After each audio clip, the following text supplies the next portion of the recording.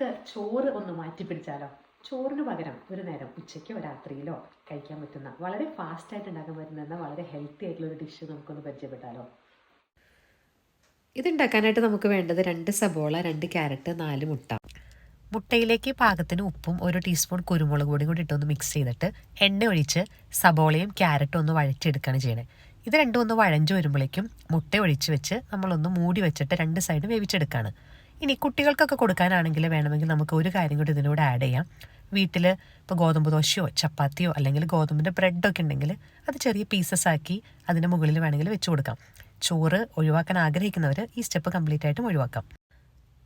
Carrot പോലെ വില കുറഞ്ഞ എന്നാൽ ഗുണങ്ങളേറെയുള്ള ഈ പച്ചക്കറി ആൻറ്റി ഓക്സിഡൻസും ബീറ്റ കാരോട്ടിനും സമൃദ്ധമായിട്ടുള്ളതാണ്. നമ്മുടെ കണ്ണിനും സ്കിന്നിനും ഇമ്മ്യൂൺ സിസ്റ്റത്തിനും ഹാർട്ടിനൊന്നും മാത്രമല്ല ഫൈബർ ധാരാളം അടങ്ങിയിരിക്കുന്നതിനാൽ കോൺസ്റ്റിപ്പേഷൻ പോലെയുള്ള പ്രശ്നങ്ങൾക്ക് ഒരു നല്ല പരിഹാരമാണ്. ഇനി വേണമെങ്കിൽ ക്യാരറ്റിൻ്റെ കൂടെ നമുക്ക് ഇഷ്ടമുള്ള ഏത് പച്ചക്കറി വേണമെങ്കിലും ഇതിൻ്റെ കൂടെ ആഡ് ചെയ്യാവുന്നതാണ്. അപ്പം കോഴിമുട്ടയും പച്ചക്കറിയും ഒരുമിച്ച് കുട്ടികൾക്കായാലും നമുക്കായാലും കഴിക്കാൻ പറ്റുന്ന ഒരു നല്ലൊരു ഡിഷാണിത്.